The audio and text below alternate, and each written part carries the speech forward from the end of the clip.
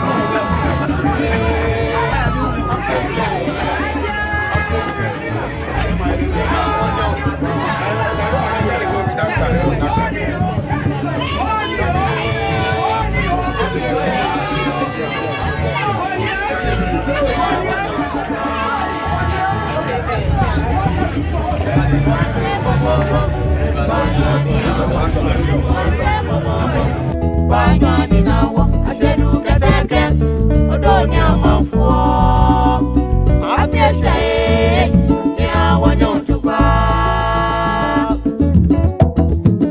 wasemo momo banyani nawa wasemo momo banyani nawa ashedu kateke odonya mafuo afiesha ya wanyotuka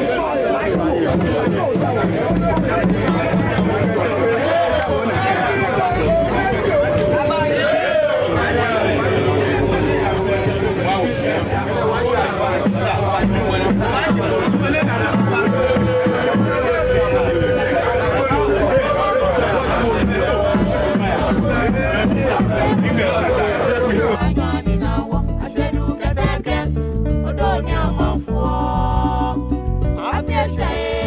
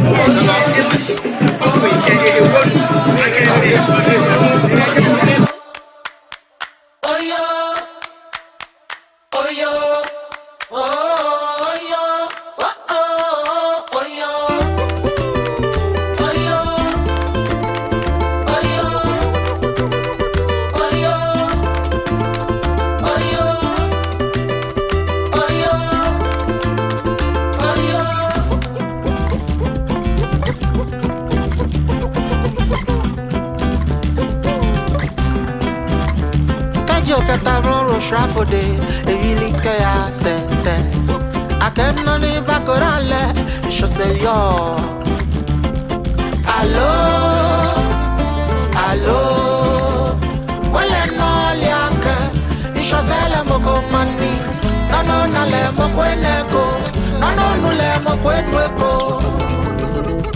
je say le moko mani Bibi la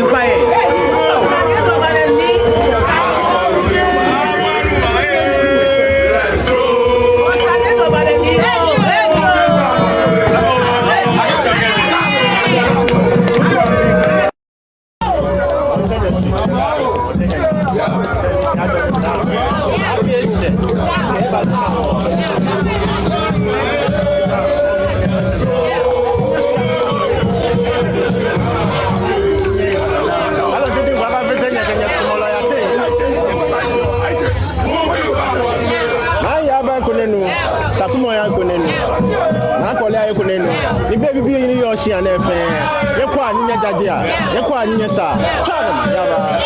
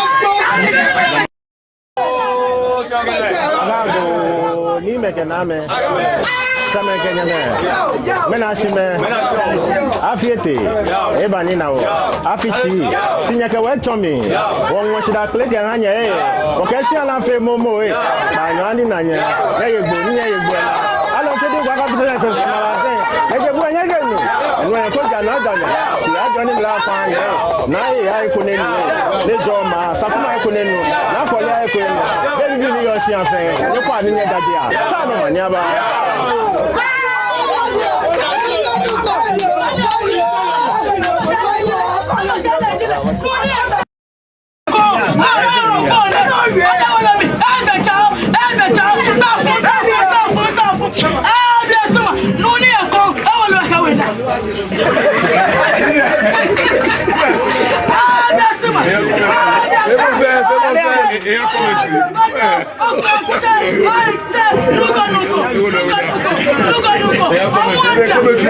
Look,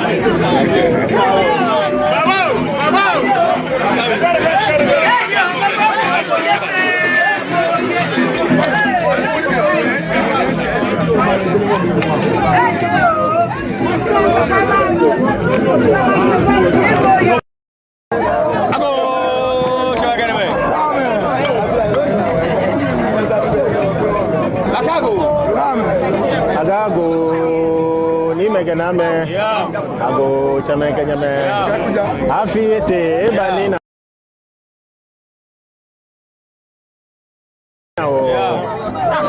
afichi tichemeni yoshiane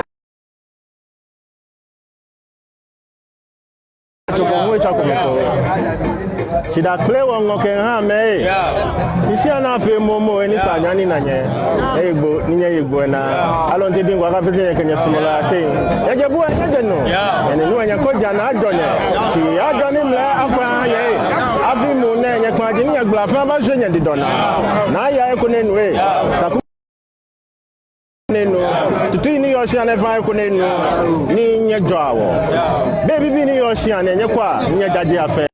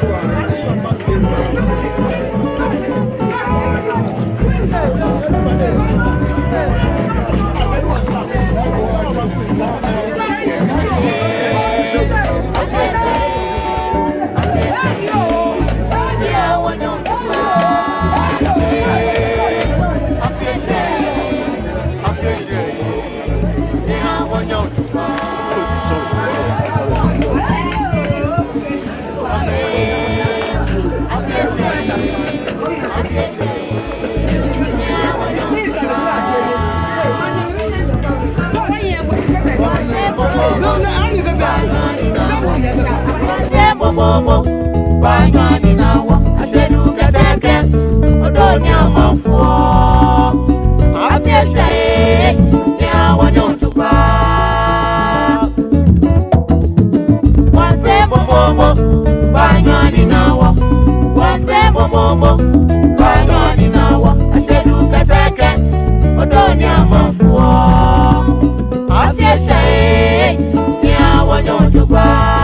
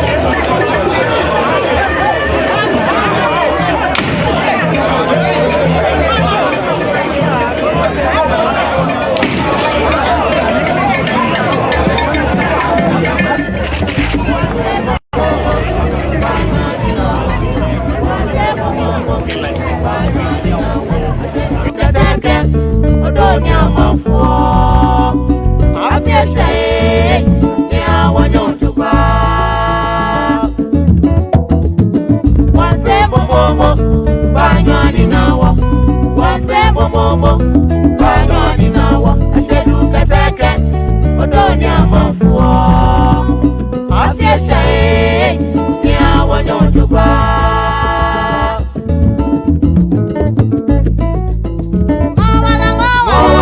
wala afina bewo banywani nawa waiko yana asheduka teke odoni amafuo afya shai ya wanyotuba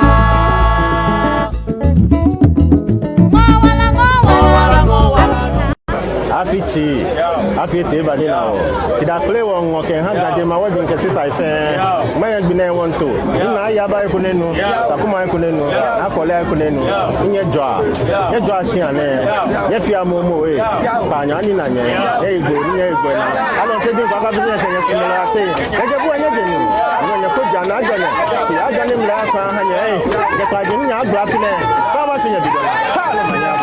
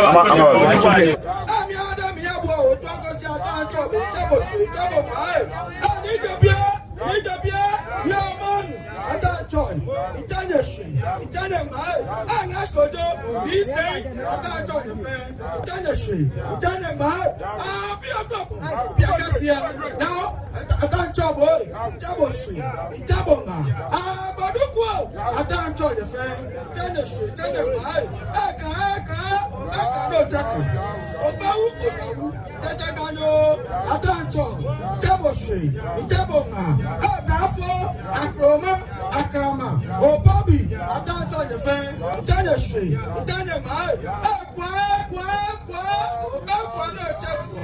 Tatabitolo, the sound of Songami, Atacho, Itabo Shi, Itabo Mai, Oyababa, Atacho the fair, Itanya Shi, Itanya Mai, Kasobri, Adao Maboye, Alobabiano, Ovita Osai, Atacho, Itabo Shi, Itabo Mai, Nagoya Boyo, Aboyo, Shadu Katamato. Baba tu bratu, the day any ato. My Shantan boy here, I shall test slow, I'm not slow. Now, what about for Jagan Protesta? No one flow bashon. No, I know about fashion. No, you have a Musuka when I out of a shower. Oh, yeah, Bashi, I'll go bro. Now, Tabiaka, Papa, Nababafio, now Goto, Nadinatu, Nasala, Bosumpra, Okuja, I don't join the fair, Itanya Street, Itanya, oh, Sukrata, Lapa, Babu, Osabu. Attention the fair, Italian street, tell my I can go to a black and bad. They are not a cabelanga, and I'm a cabeco. What be fair of the Fatamita the fair street, tell my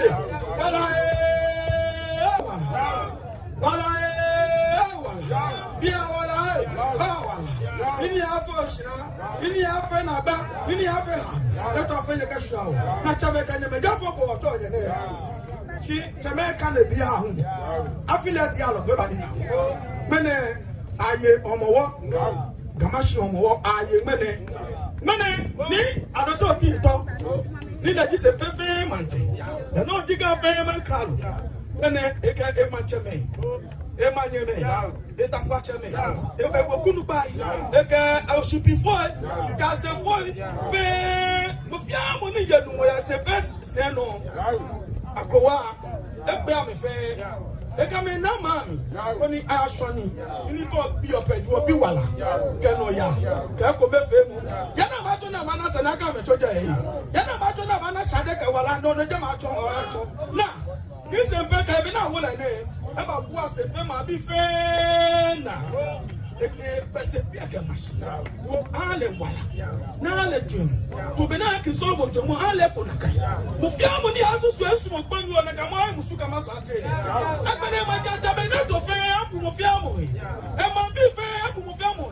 Ga bi fe na be ni e ta wa ne ka ga she. Ale wala. Mo fia mo ni aso so esu mo pan ya ga shi. Ba ni se pe e ta ne e ga akwa ma gba wa akwa ban ma cho. Ni etuni na kama musu da maso atra wa gama osumo ni papa ni fodi ni osumo mo fi amo ni azu sumo gbonu e ne ba ke atofa te ko mu mala fo ko mu o pa te ko mu o sa fo ko mu ake atuto fa le ka fitere na kama musu da maso atra na mo ka je nye na no ala nye e dara na mi aka ese ni la je ba ju da se na obi do mo ka se be ma bi fe wa bi do mo ke ha ka fe wa bi do mo ke ha ma ka lo fo ma nye me atafa te be o si bi fo mo fi amo ni yo no se te me ka se me ka bi fe wo bi do mo ka mo fi amo na no ni ba fe o sha ri wa da ka fa ka shawo atako no kai fu fe o wa ye fe wo bi do mo ka mo fi amo lo mo fi o bi do mo ka mo fi amo na wa me pulo na ba atako so na sia na mo fu do ni ameta wo amamele ashe cha no ma ja ba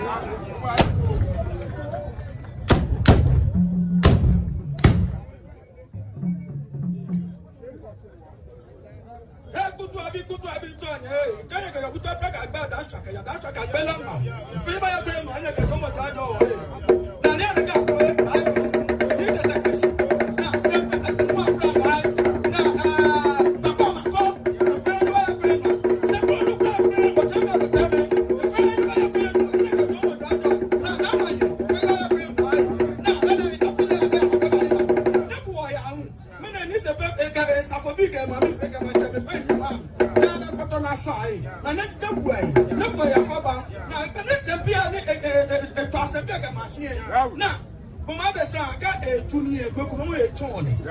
When you want to call here, I got a daddy by a jelly. Of young, don't go, yet I tell you, so one. Chop no Yaba.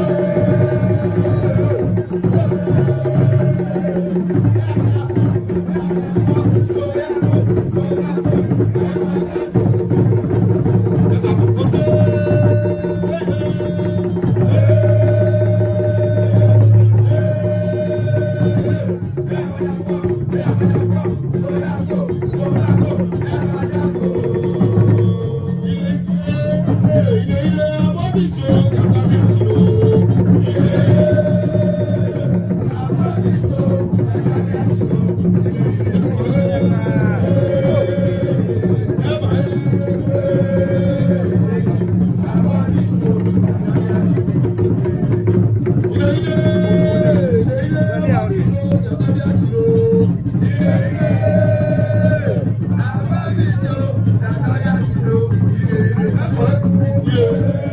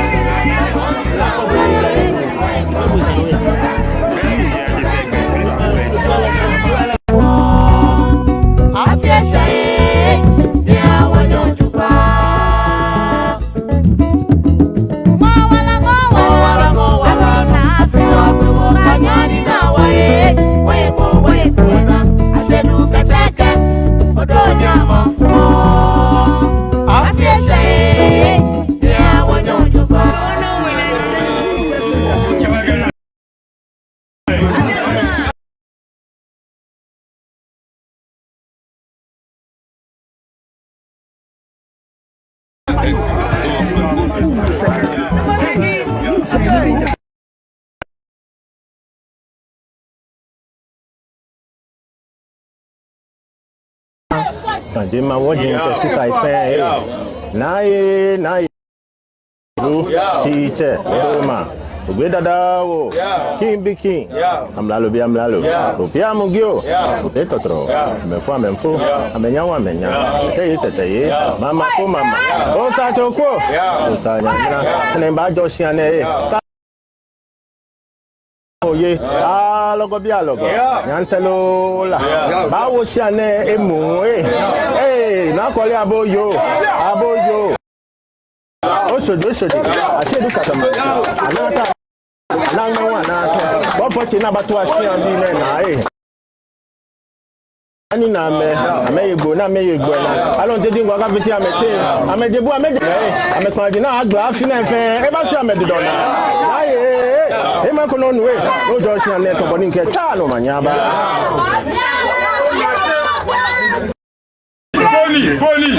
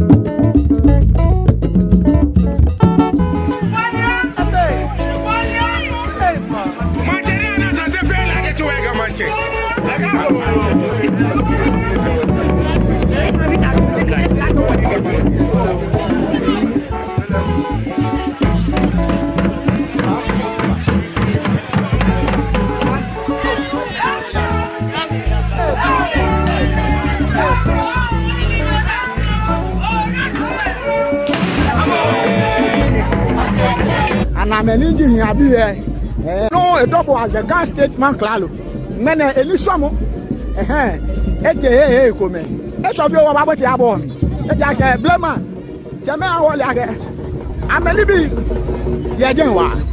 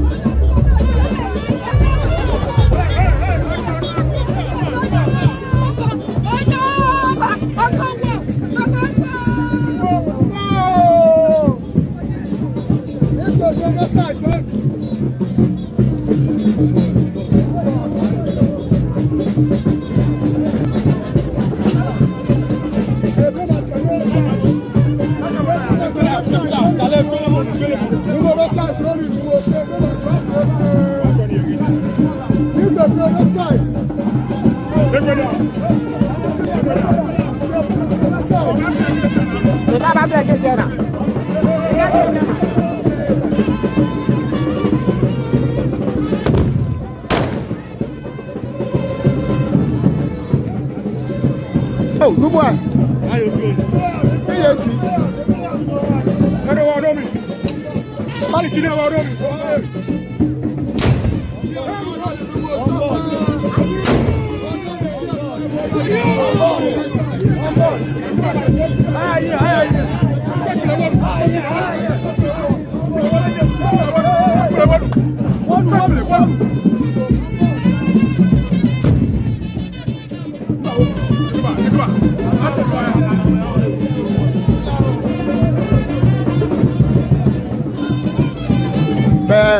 Sempre manche Elisamo lo call live ya Jamestown TV nakano kote sempre studio obana ye no ni adote otinto the Ghana State man Clalo ke fam okobadon le denche Elisamo ke ba nye gbe no ya no Jamestown alata English alata Jamestown jame wo yo bi ane Jamestown TV headquarters jame wo yo bi ane ni numu eso akeba jame wo e ba seje eso ni gantete eti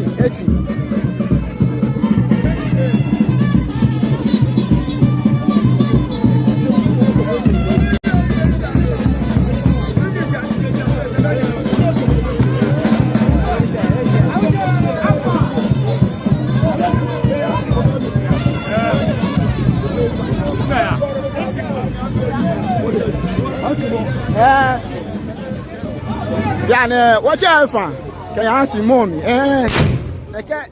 ne jame sempre me chwan ameni he jame fe efita sempre na me colony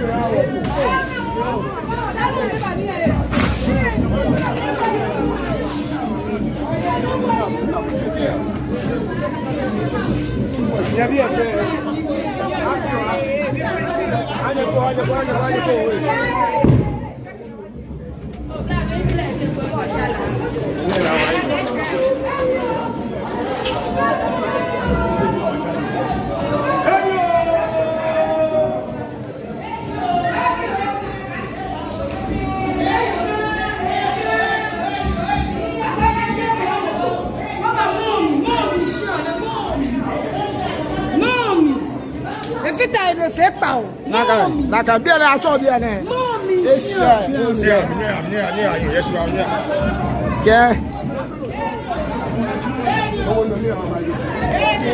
Mais comment fait public request ya wonu e fem na pe wa. Different.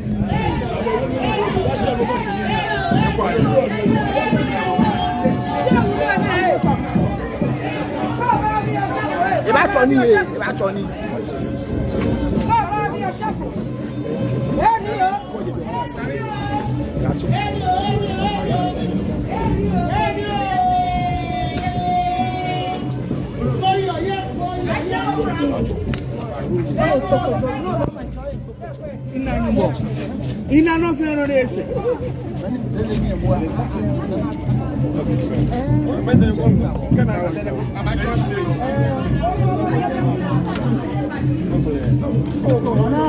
Ke wokwe ni swamo na aso a le soja fo ani swamo e wale yemi lumu age ba me bi o manye e fa ko won ya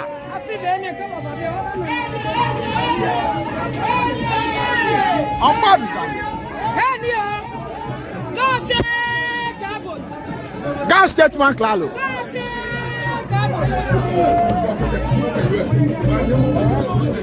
yo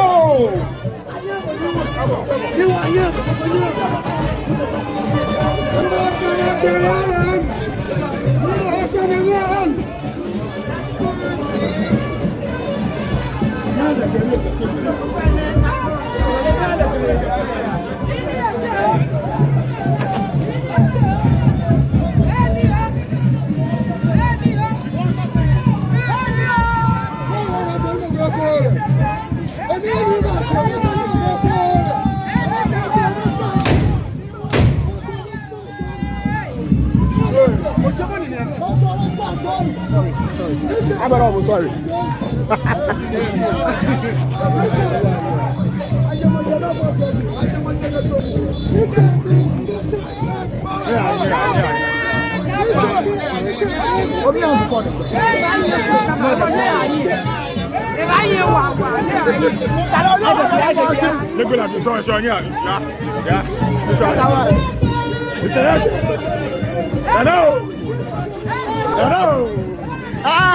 Papa sempre na ya machari me fe lele na la one boko be do alogo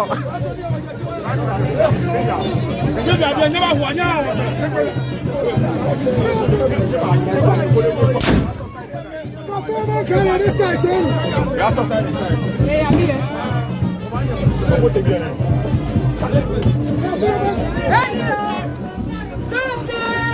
Ona fi o ba bo me ko mo.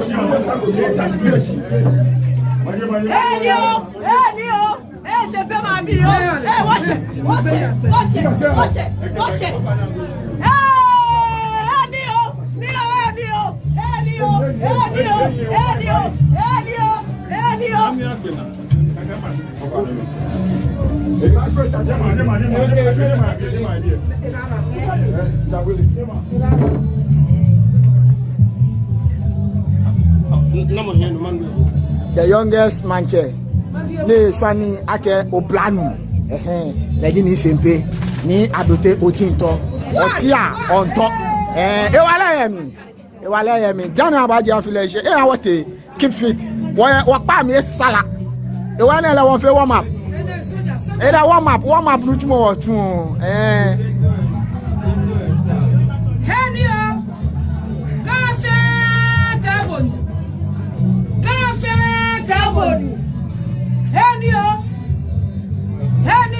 ke ona won chambulo ne ke o na ka apelo mo je pa ko ya epe apelo ayo ona e she aha o wa jamele wa nya wa ya mesani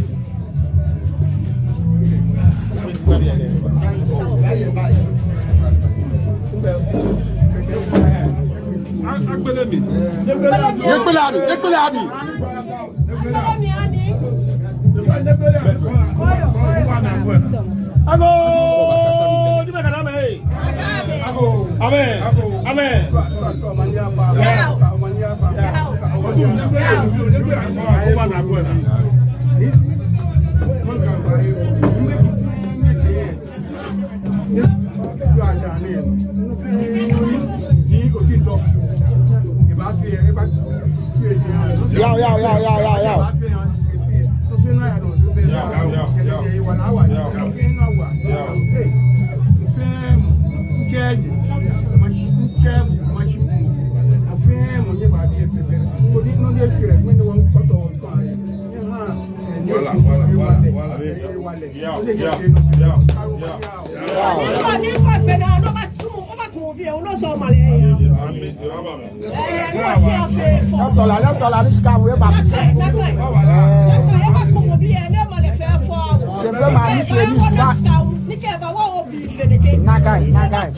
Sempre mani ameni bi mo fa wo wa so le ni wo je ena ngele pi wo sa bi be ni akun bi ene na je aha wala fu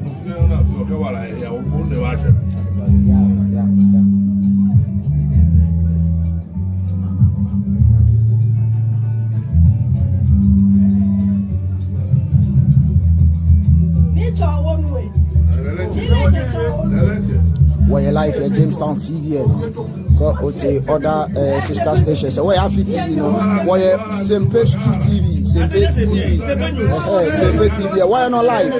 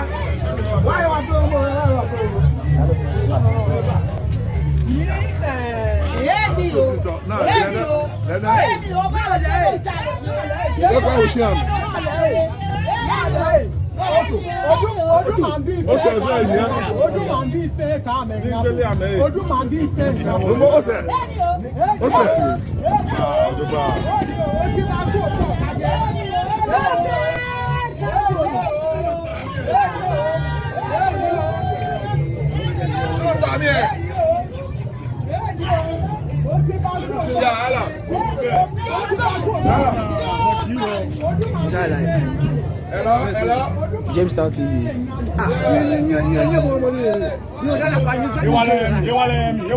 Dialogue. I'm a shy. I'm a wallet.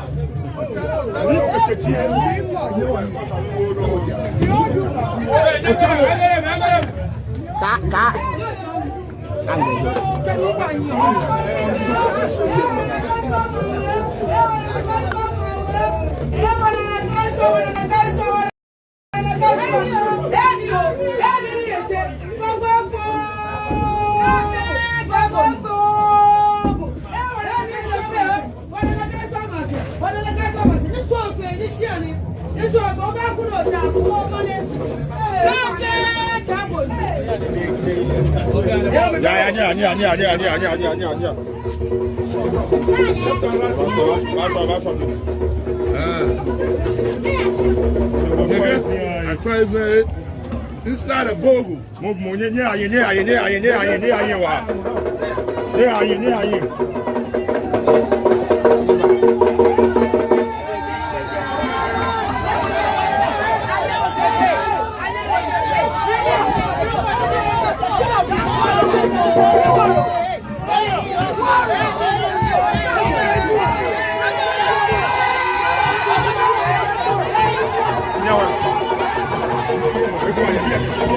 Au quoi bien là? Ah la face!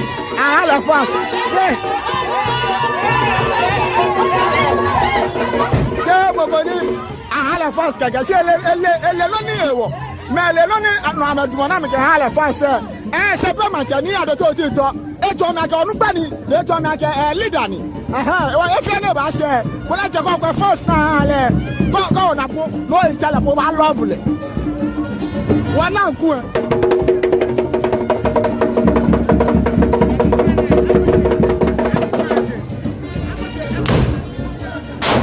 Why I come at Manchester?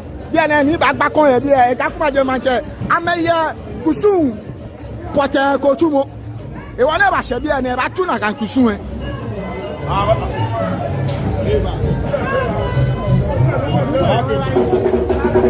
ahyɛ deɛ akomaje manche chon esuomo New York ha sempe manche na ka no sempe manche on ba to esuomo New York ha akomaje manche mena wo ba kwa kusu de je boten na ba to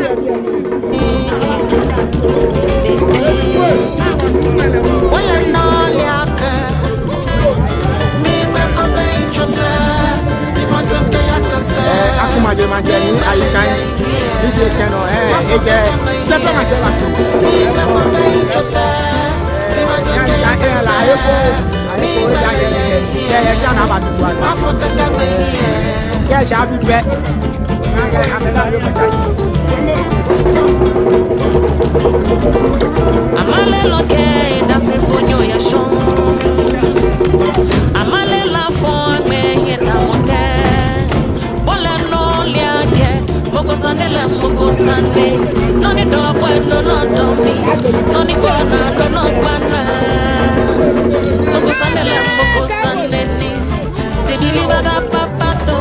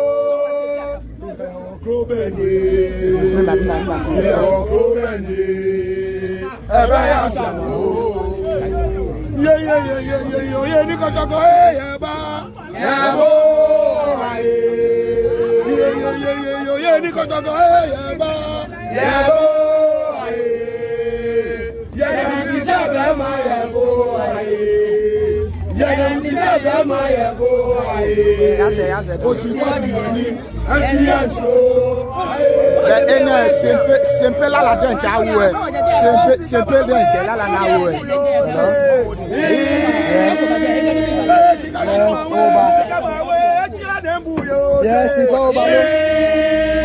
Sempre dina, jata dina, jata wandom.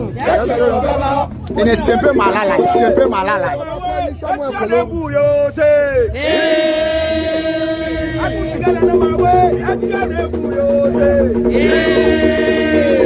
Sempre dina, jata dina, jata memu.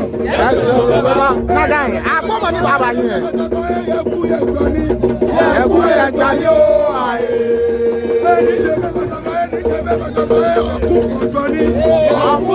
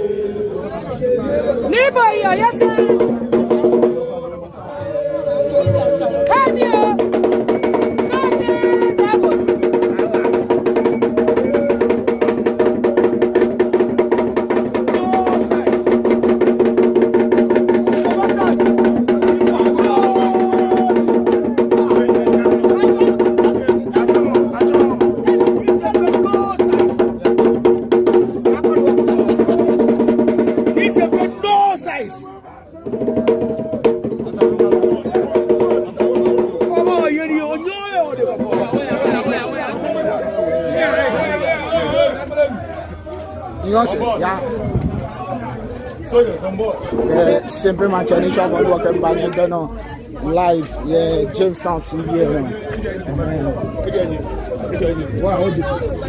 The simple match initial working by live, yeah, Jamestown TV. Get OT Afi TV Obana Eje, OT Nom GH Obana Eje me. Nakaino. Get OT Simple TV Obana Eje me. Kote neken ne Obana Ejeme Onage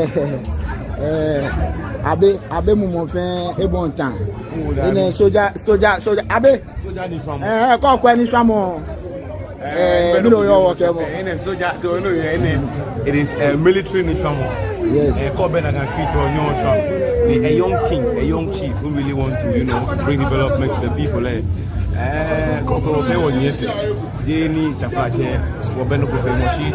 all wish through development can change. He always stands for the youth. You want to be youth that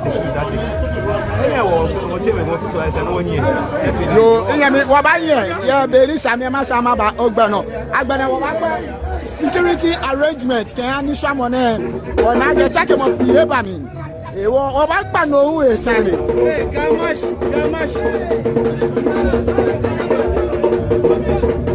yeah, Sempe Swani for with a Safwa Chairman. Ni Amen Junior Ojoba. Ni Mekome Swani. Ni Afe harassment. Harass media. It is becoming unbecoming. Personally, I'm on Facebook Live. Back at 9 p.m. Nibile teno ya ni somo mi nibile teno ya ni somo mi igbaba nye gbe no wo ba na je after security arrangement she me go me na na wo uniform am arrest me ya ni somo mi she at the right time wo baba nye gbe no wo we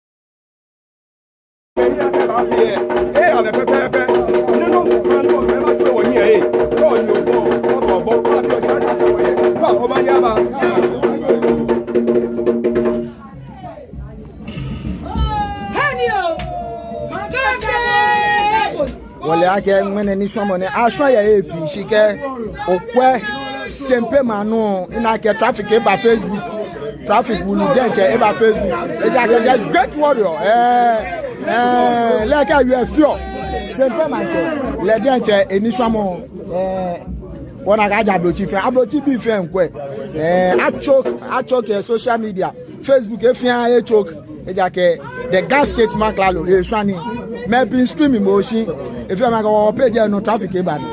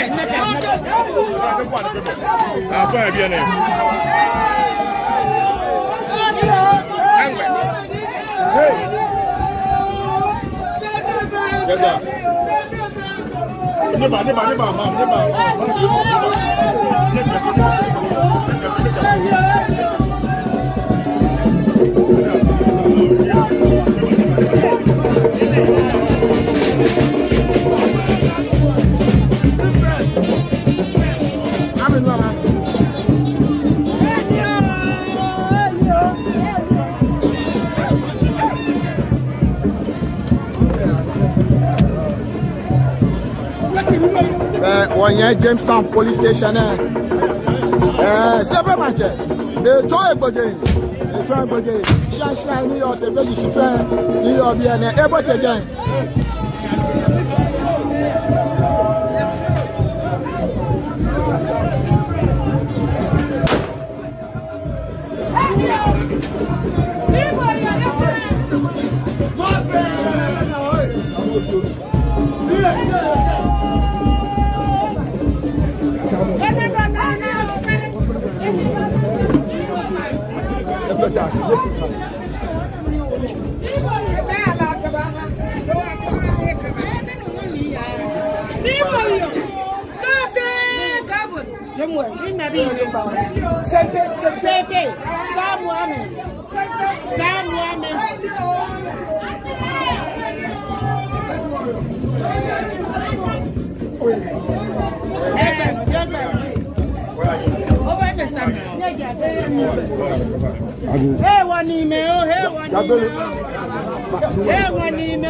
Yo wanye me ni ta onye le shan ni ebote ni ke ebote shan ko mi agbe na wa che gbe ni yen le shan poten ni wo che ebote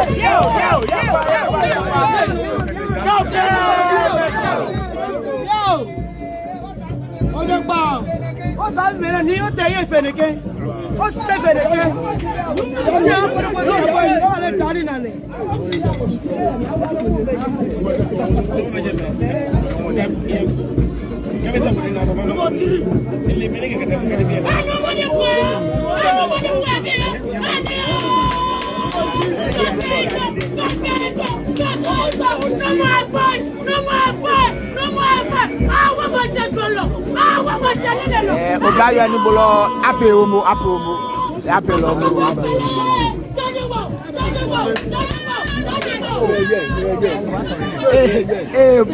pomo e wa fi me mi wa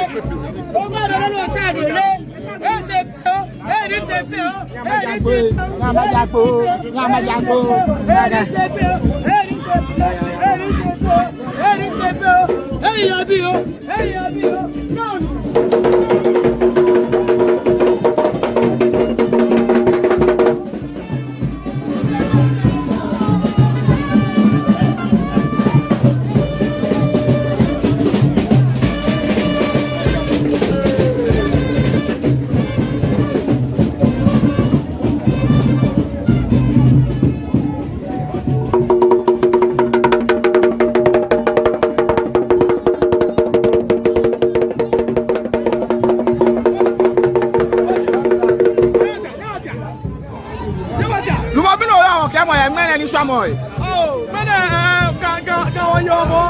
What is the best? This is not a total. I don't know if you come and Sonny can be jelly. Now, mom.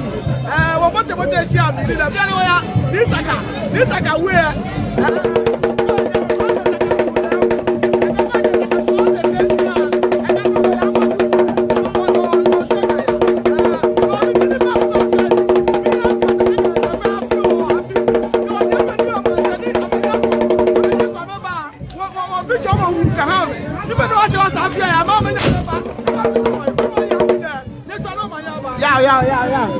Then Sakamangla, Jame was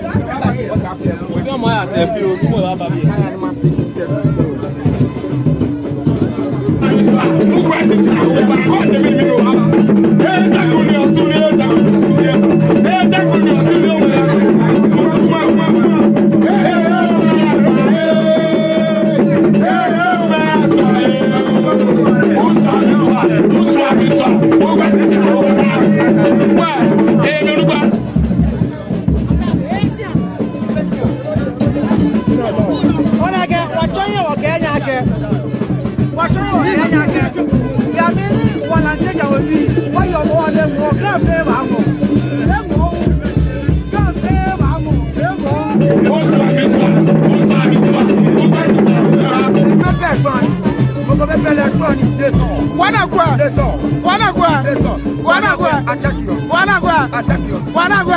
Yes, Wanagua attack you. Hey, attack you.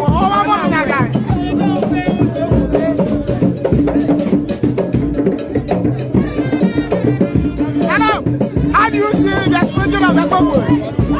Nana, talk to us. Yes. Today is a great day. What advice do you have for Sempe Mami?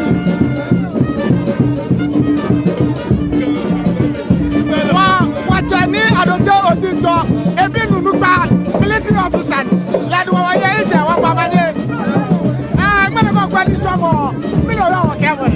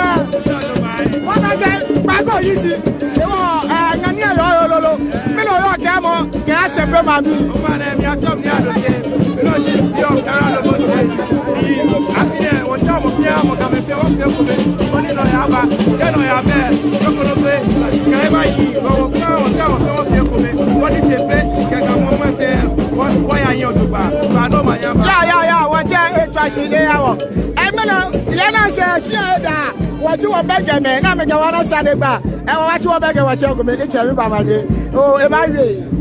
Can't walk where this I can make that away. What you did, Mama said, me at hotel or tea talk in the minute. In the again, I get you. Me mother, my day. What do you do? Take a rap on over here. Men I go for this one more. Don't I let her?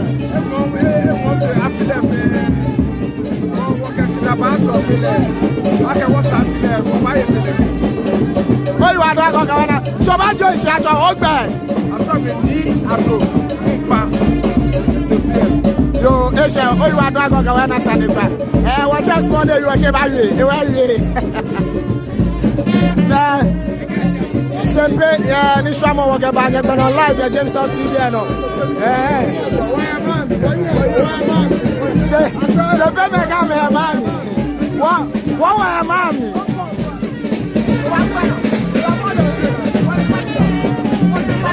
Ojo ke wa fe gidigidi. Get uniform now. Ojo ke wa fe gidigidi.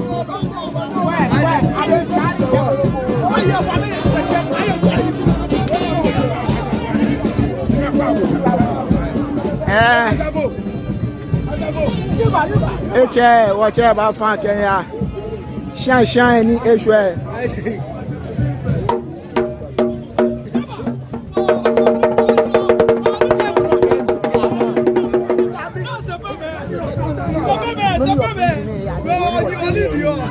Na keje na shanga.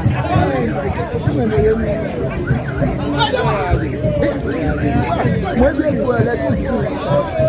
Let's go.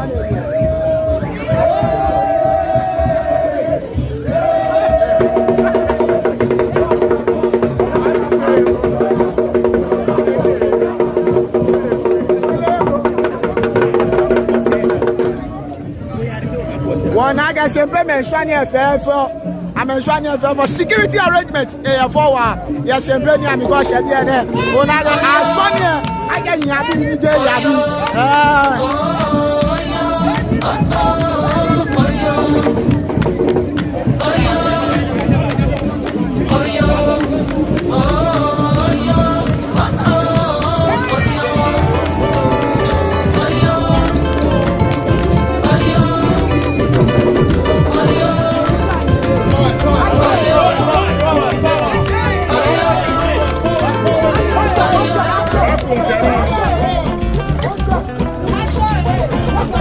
Forward.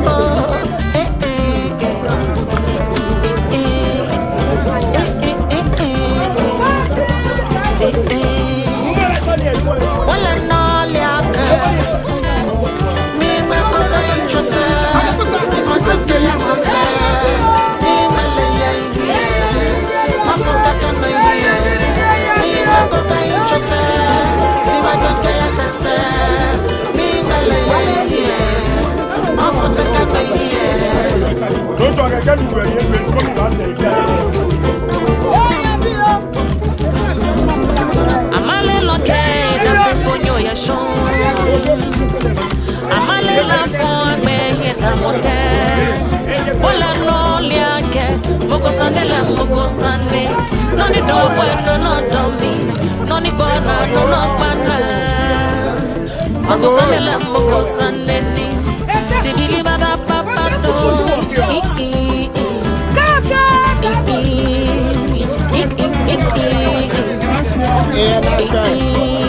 Mobo, on a jamais connu. Si finalement, ni ebaga amamele.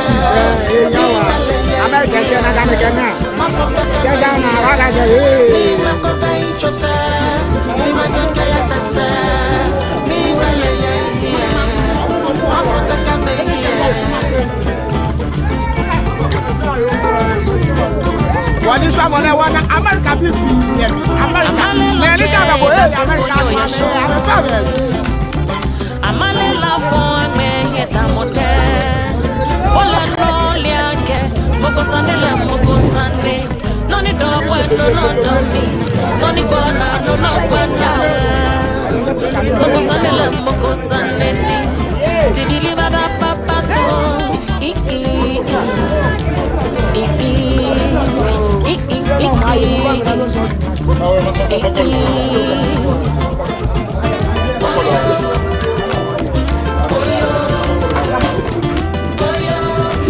Eke onaga sempe o jane je ko bia nto na da nuwe je ko nuwe je ko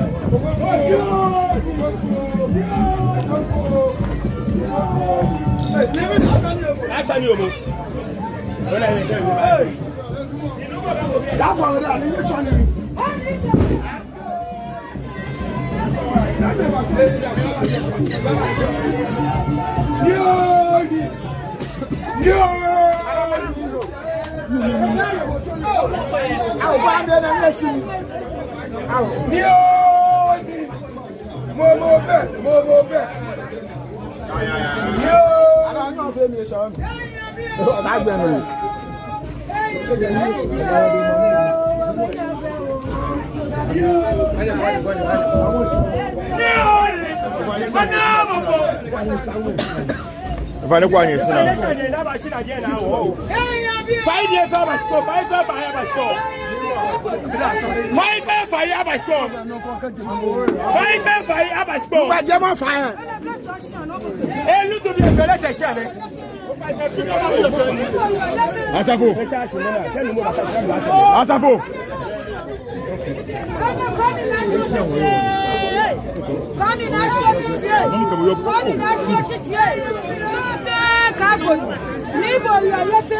Sempre sem chien bien né. Você bien sem chien né. Sem chien, sem na que yo manje bien yo. No ni onye oswani no ba o sem chien. E wo manje ni yo e ya sem chien la di manje.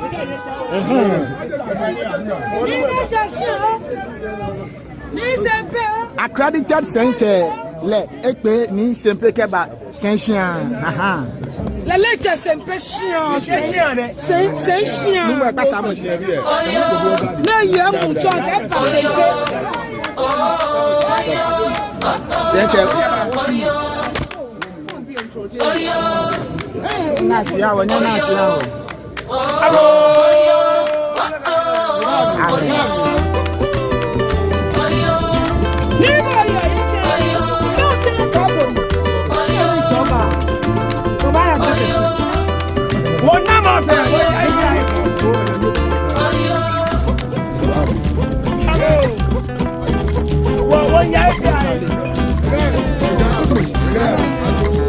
Kajo kataroro shafode evili kaya sense ateno ni bakorale shose yo allo wala no liake shose le moko mani no na le moko eneko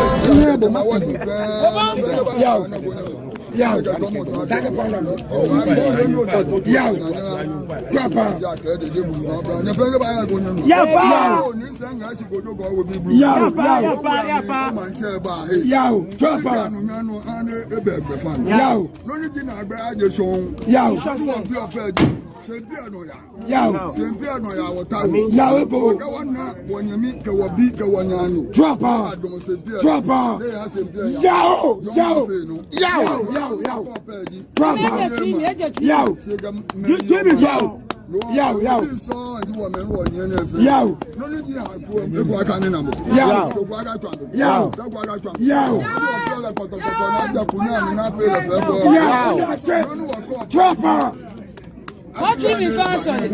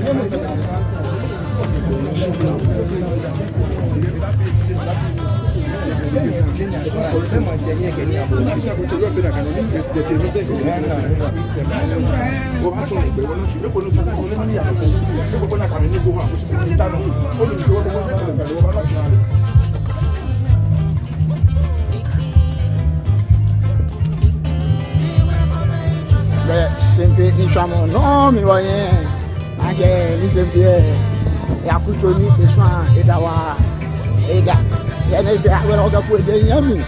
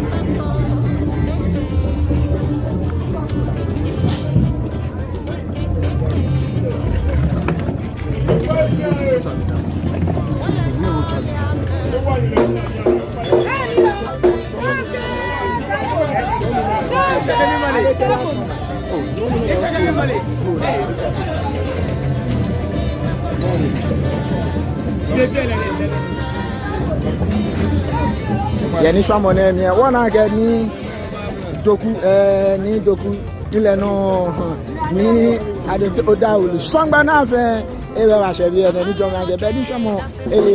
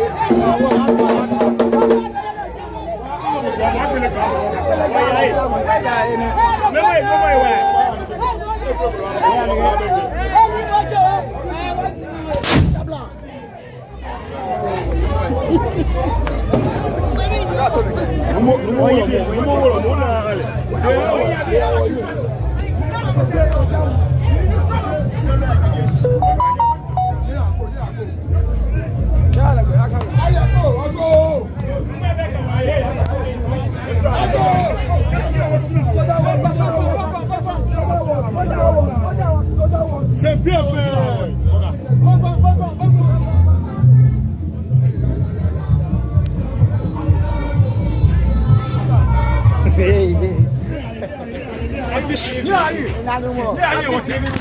I tell you, joy logo.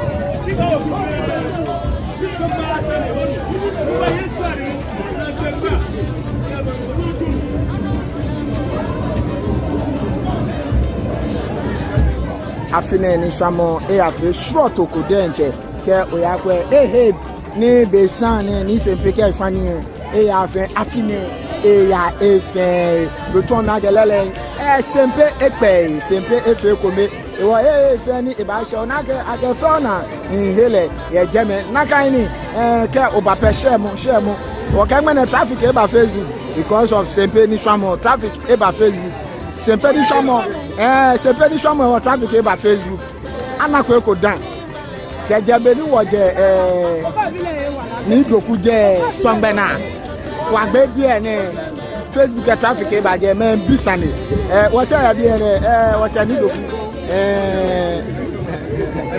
nugo ya beni samia wakle bagwasani ya beni samia wakle bagwasani ni ejo fejo na ejo o shisinu mo boya e waka bi e se e ba wi nganga shisinu mo bi alale e be to won egbe wa ba bo tetu ni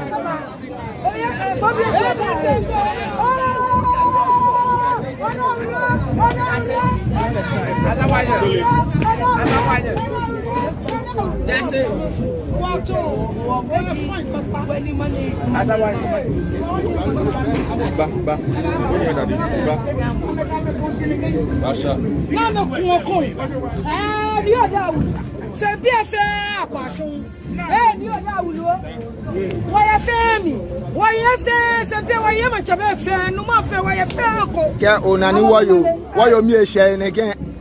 Eyan no ba wi apel omo apel la bi omi da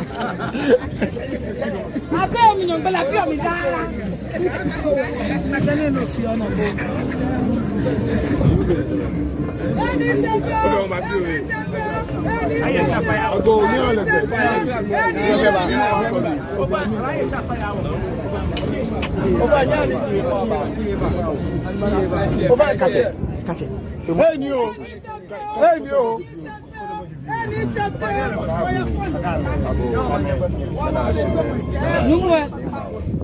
Ni young pa. E ba kende ko me wo ile kende. O ya fini o ba ko ale wala se kele. Ni ne tun aga fe won je wona. Ni agwele hi wale.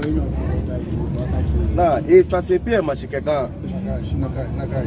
Wo be ni nye se fe awele wale mo chaka wele kodu. E ka me la me ko she so. Yo. Anya me so anya me ko no. Ya me ko ya no ba glo na dish. Onye nye se ne ke wala nye se. Ni suma fa he no. Yo. Me ko lo kra afele nna le kokoko. Yo. Ni twa ga ka se pe fe ma shi. Yo. Ne wo gbe shi ana wo fe wo shi ofo ayo da se. Yo. Na ni se be mi wala mi aboyi. No se ya di. Ni ku na chake ya. Ni o twa ga hu ke be do twa le ke ya ni ye mu awo. Ni wo shi ana si se ke ga se ko wo ji fe wa nyo se. Cha be ka ska fu ba e go no. O di abo nda nga so so ti so e bi da. E fe ni ba ko no. Twa no ma ni aba. Ai go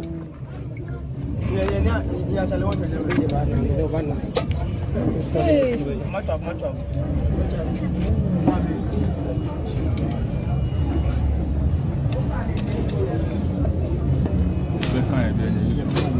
Henio.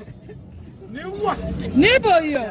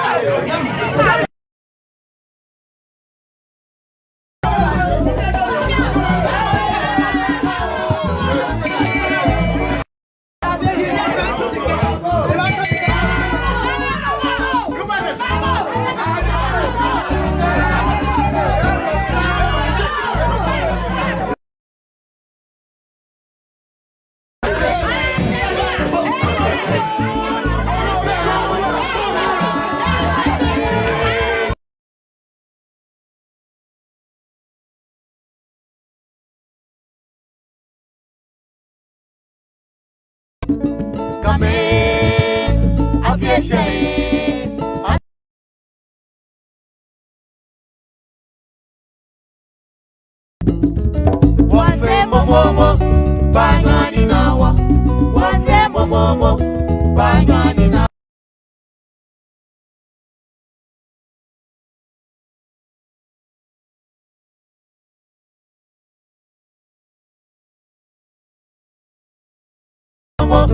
banywani nawa asheduka teke odoni amafuo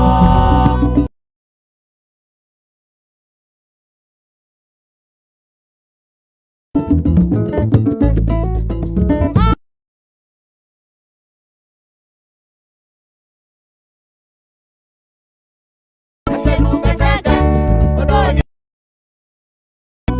afya shaye ya wanyotupa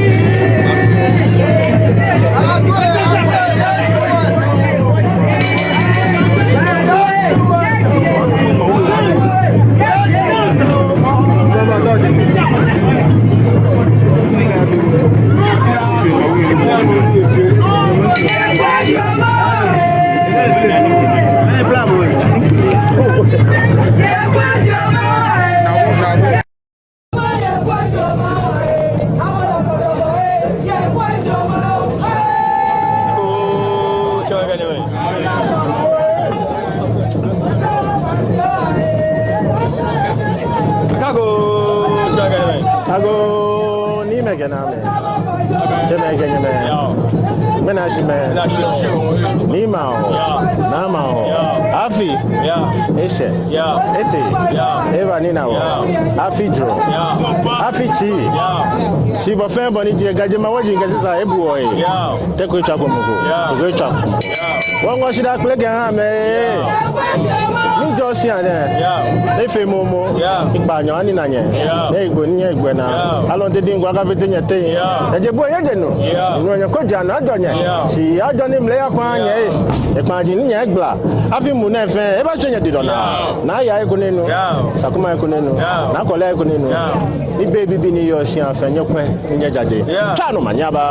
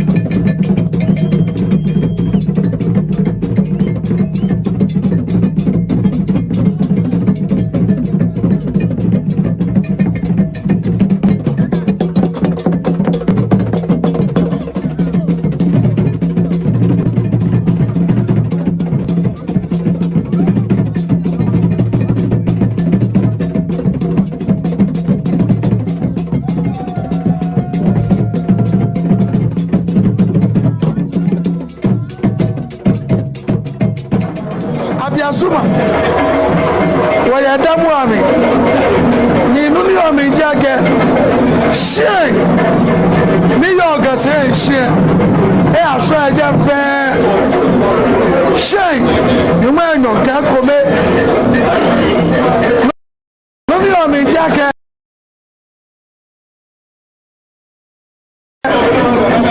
e fogege ake afini omo etele to gba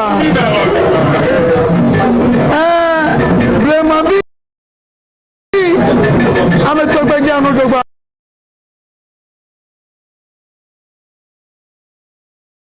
inoforo se won pa okuleje ni mo fa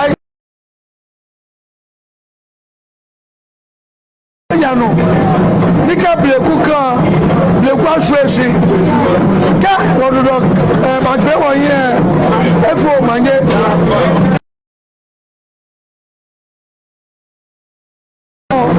ọmọwọ́nù ṣùwọ́dá àjẹ̀lẹ́ nígbà bá gbọ́tọ̀ lẹ́gbẹ̀tẹ̀ ṣọ́ ní gbèsè akadùn tí ètò òye ní ẹbáwọ́ ọ̀ṣọ́fọ̀ tẹ̀ ká ẹbáwọ́ ẹ̀ lẹ́yìn nígbà ẹbáwọ́ ẹ̀kúkọ́ ẹ̀ ní àárẹ̀ ẹ̀kan ní ẹ̀ aṣọ ẹgbẹ́gbò yẹ̀ṣẹ́ nyuma enyo ka ekomie le wo nbi omiji ete eba shishe ko manye ka manyankwa ko shebra no wombi ni no no fe mu ni imeji ye me no na kemru na fe amede njomo ni ba je yewa de eba hwewo bege bi ko na fosano mona fe wotashi bonu wotashi ina gbe ye moji ake me feri gba gbasani e be fe be ni ma ye na ga ye mo ye pa no ike game gadan me bi gama shibi lip service e facho e ko be fe mo ga siumo wan ye dafi bẹ̀rù ọba àwọn wàhálà achakemo di afi ọbọ n'oye yẹsẹ nù n'ota di afi ọbọ n'oye kẹbẹ náà tóbo di afi ọbọ n'oye yẹ afi náà fọwọmi sinu n'ọba tu yẹ ṣùgbọ́n onínú akẹ abiyalẹ ejibo ode ejibo náà tóbo ẹ sami ojú ní mi ayẹ ọdọ sí akẹ náà tómi ẹ ní ma tu ne mini mekuru yi eke atsɔ mantsɛtakita yɔ agbɛ tso edze ake ba tu ni kɔ kele yi no sɔdzi mɔmu ni yɔ agbɛ atsi agbɛ ata mɔke mantsɛ dzibo lotɔ na tsi agbɛ ata manye dzibo lotɔ na tsi agbɛ ata fe mɔnu ni ba na tsi agbɛ ata bena fe wɔsɛ kɔ bɛ atsɔ agbɛ da ne iye adeseko ni ifɔ tɛmu yɛ gbɔ kente manjano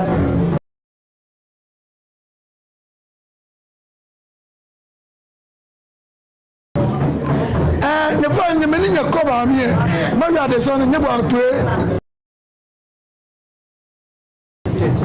be ka lonte be ka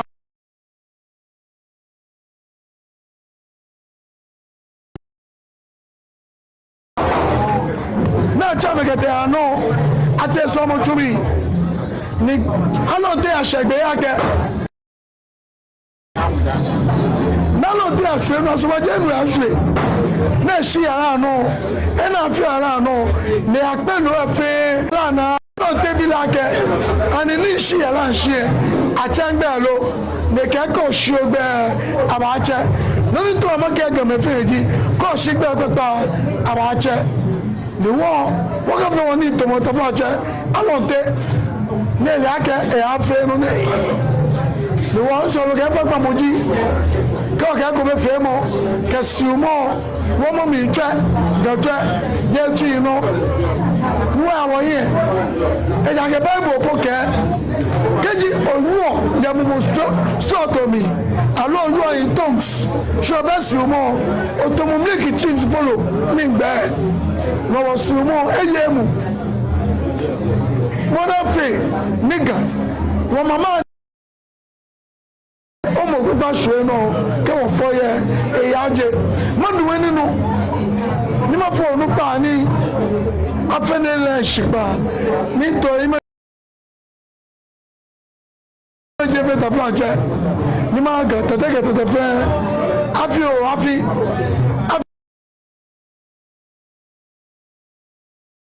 Alors teni baga forte. Wo do ka gbe na ka to pe ona ka ni. Cha nyama.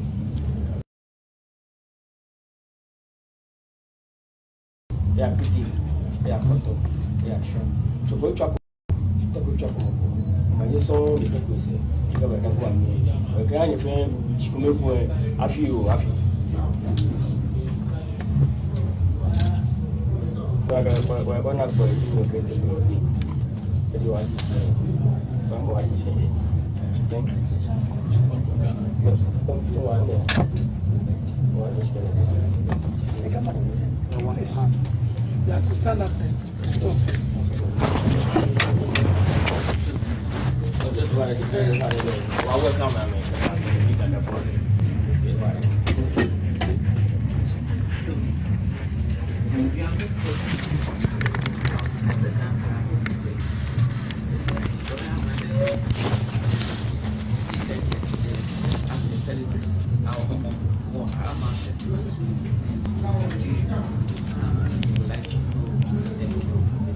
Welcomes your work and he wishes you all the best. Thank you, Your Royal Majesty, for the gracious introduction and for the invitation, which I accept on behalf of the British High Commissioner, who unfortunately is overseas today.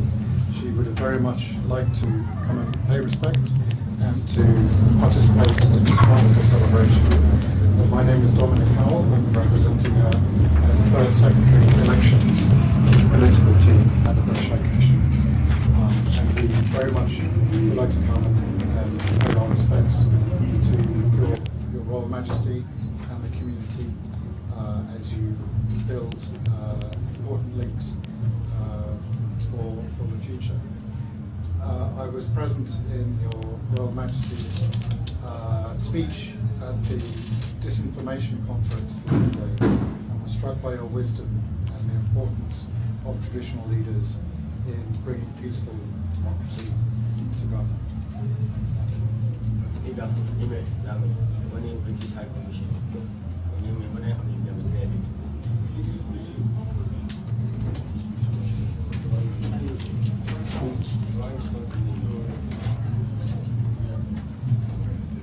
His Royal Majesty appreciates your remarks, and he's grateful that you are able to make it today.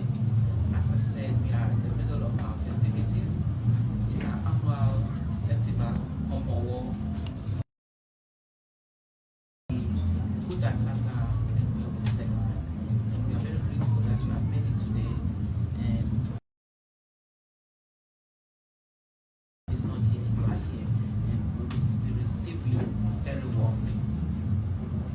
Wish you all the very best once again. And for us, this is our new year, so we wish you happy new year. Blessings to all of you for the forthcoming So, since we are in the middle of something, everybody is coming. If you don't have anything else, we will give you permission to go back to what you have to do.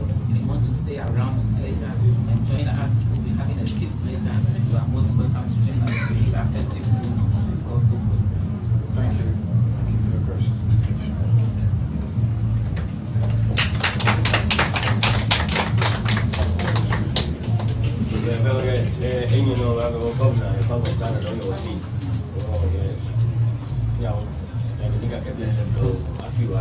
Yes, Your Majesty. We are very grateful and we are very honored this afternoon to have amongst us Dr. Ernest Harrison, the governor of the Bank of Ghana. He's here to come and commemorate with us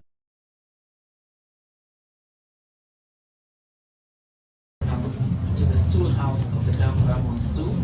His Royal Majesty King David appreciates the fact that you are here to join us in the celebration of our annual Homowo, and he goes with his elders, and we all welcome you warmly to this place. Okay, thank you very much.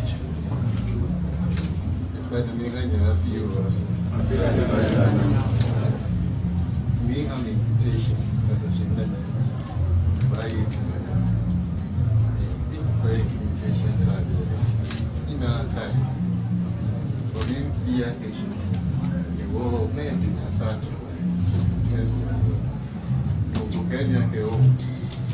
It's a whole day's affair. So anytime at all, they take very much of it. But I feel running there to decide that this is the appropriate time to come. The man about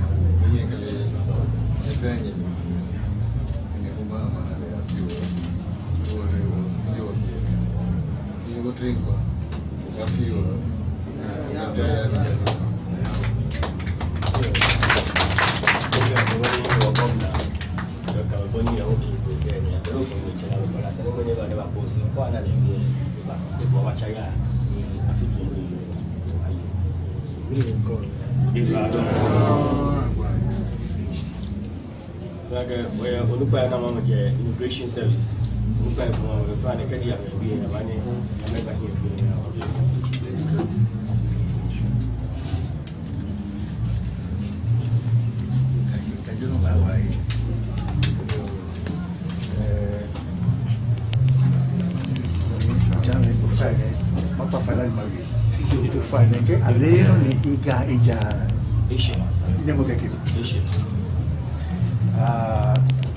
Which is somewhere I agree to regional commander, the immigration service.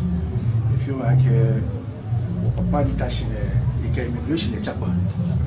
Look Benny immigration bafini eba.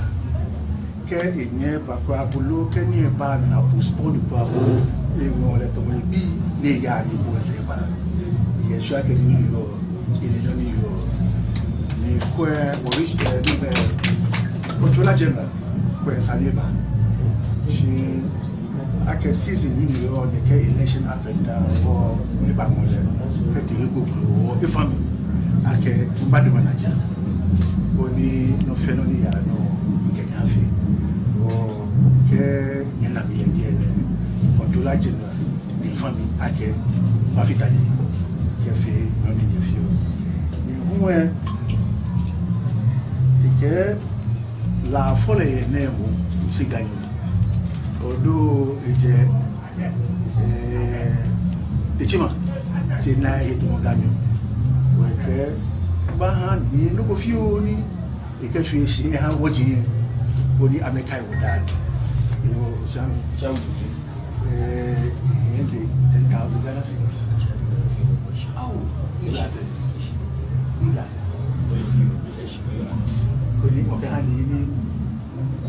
Il est tout sous.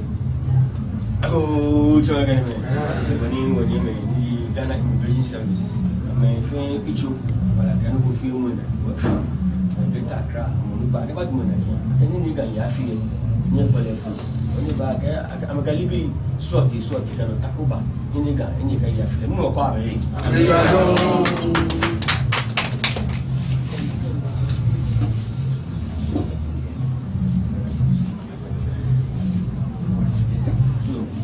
Abu silakan me. Ni dah tu dulu tu. Ni tadi ada yang banding. Nanti jangan macam. Ayo waktu. Ni nak ke bagian tu punya. Dia bukan ni. Kamu afi. Afi awak ni tu mana? Kau bayar bagian tu. Belum. Betul.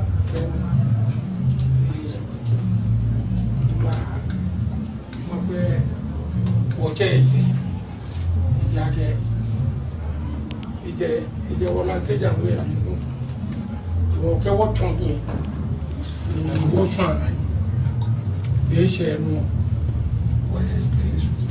mo wa ko ise o ma ko ise ke mo se fe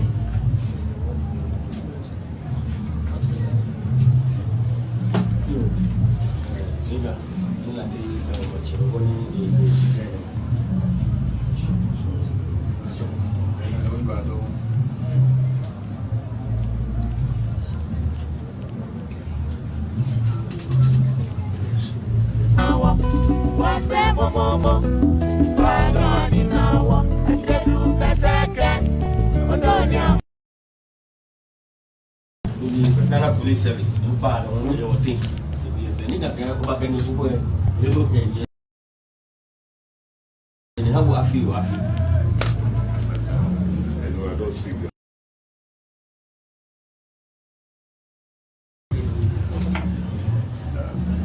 Good afternoon, Majesty. My name is DCOPI, the regional police commander. So I'm also here to wish His Majesty happy celebration, and also to assure him that we police, we are on the ground. We are here to protect him, to ensure that nothing untoward happens. Thank you very much.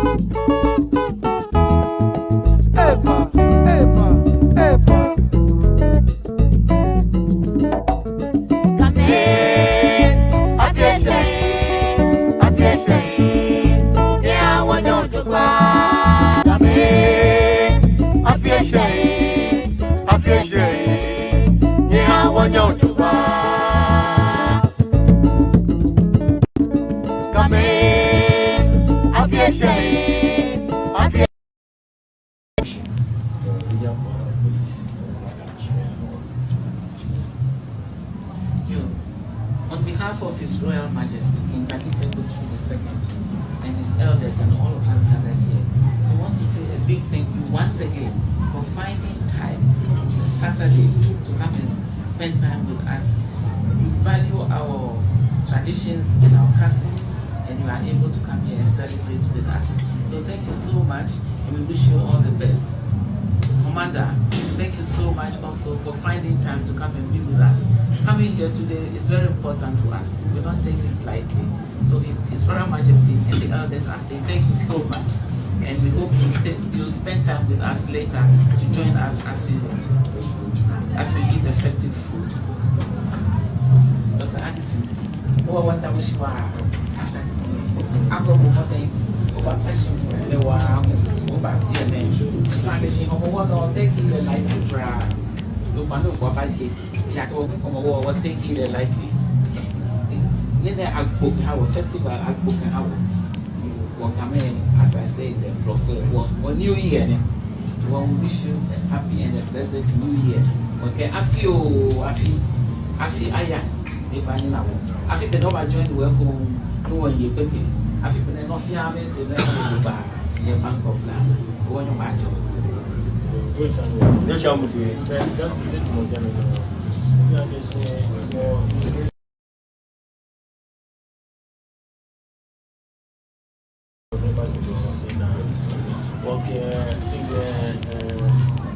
Application recruitment for performing here. You will not get a chairman, you was born on your field or Kemole, no bluffer, honey in one package. I say, I'm Babu Modeni, or would you know about now? I'm a one immigration. Can you thank you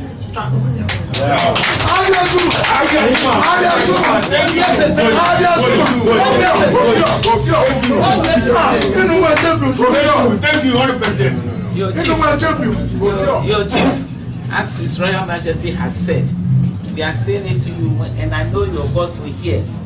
You know, in the olden days when you come to Ghana, when you reach immigration, there are all Ghana people. You go to customs, Ghana people. But these days we don't see them. And that's why this time His Majesty says he's pushing them a bit. We hear you are doing recruitment. We've seen it in the papers, we've heard it in the news. We submitted a lot of applications. And we want you to look at them seriously, so that when you come here next year, you'll be able to tell us, so far we have recruited so many Ghana people. And the king, his ancestors, his elders will say, thank you very much, and they will bless you.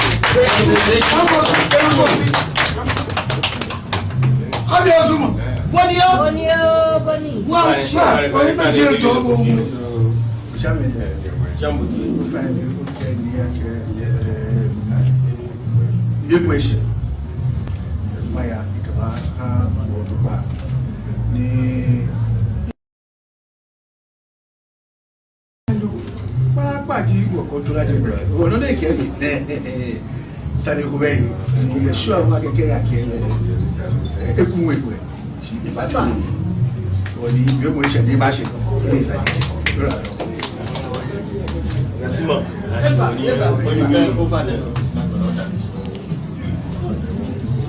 Yo, ben nous que taboshwa, Israel Majesty que taboshwa. Akoke okubachuni, onde bi okubachuni.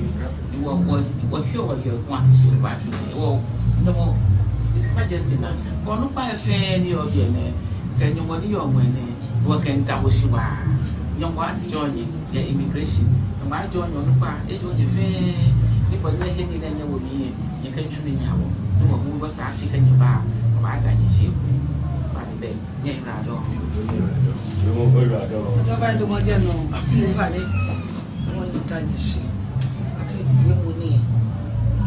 Call your full. She to me, say, well, only fair me. Nanake, Gamatabi, I'm one member. I got you.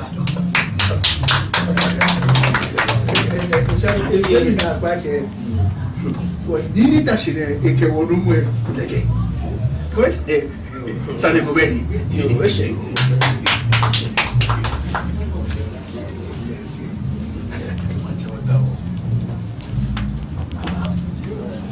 Recha mutu.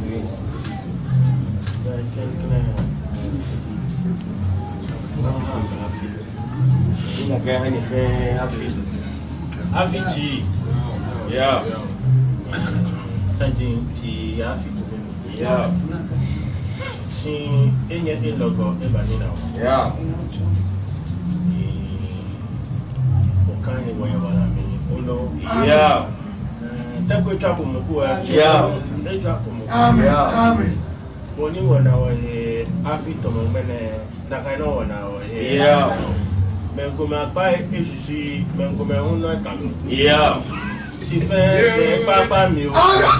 Fe hinapa. Yeah. Ewanyen fi amomo e. Yeah. Ani nanye. Yeah. Go nye boy na. Yeah. Alon ti din ko ga fite wo na. Yeah. Waje bu wa jenu. Yeah. Onu nu e wo koji ano ajo. Yeah. Si ajo ni mle aka. Yeah. Opade ni wo gba afi mu na efe e ba se wo di. Yeah. Na ye sakumo ke kole. Ada suma ejo. Yeah. Ejo afi na o. Ni tuma shele. Yeah. Efe ni befebe ni nyeba tu. Ni nyeba ni na kase. Ibajo. Yeah. Ibajo. Yeah. Yeah. Yeah. That's what that's what I thought that I gave an answer. I come back to them to wash up. You because governor, funny, you can tell them for you. I wash up around so far.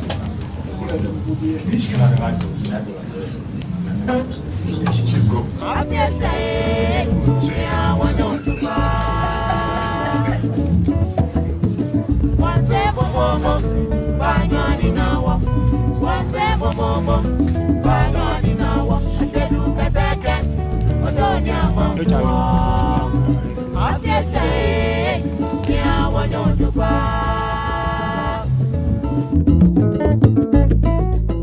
Mawala, afina pewo, banyani nawa, waipo, asheduka teke, odonya mafuwa. Afya shae ya wanyotuba. Mawala, afina pewo banyani na wae. Waipo na asheduka teke odonya mafuo. Afya shae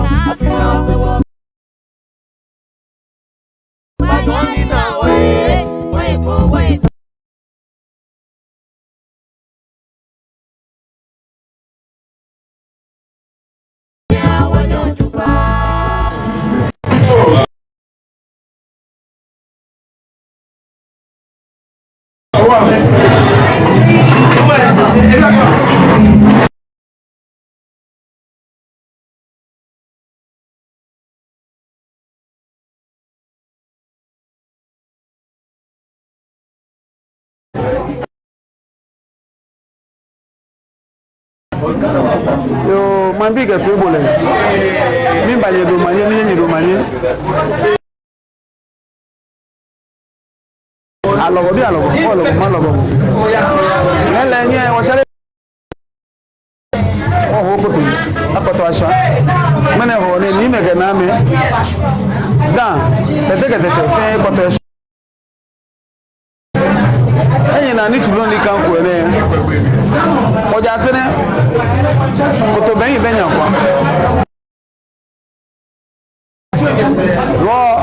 fai okuma bi nye bo amode ne ya hye ne akashi ahye akusumi meni yo shonga meni yo papa ne ya hye ne akashi ahye akusumi wo se ni nye ba akwa ganye hawo kai nye ba akase hye mtumo te wo ya afi wo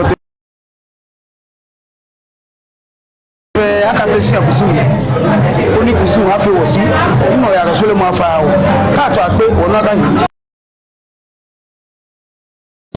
jo ma fa wo me ni be bia me bi me ni be ska me ska me ni be ni le am ni me ni be do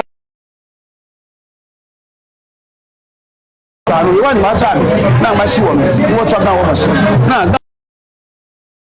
da no ne ai me ne community ti me nya wo fo ase ni ga ko ma pa lebu ga dam hi wonda ma bia fe ma fe shi ni anya tu kusu ke to ejo afi ana wo ye go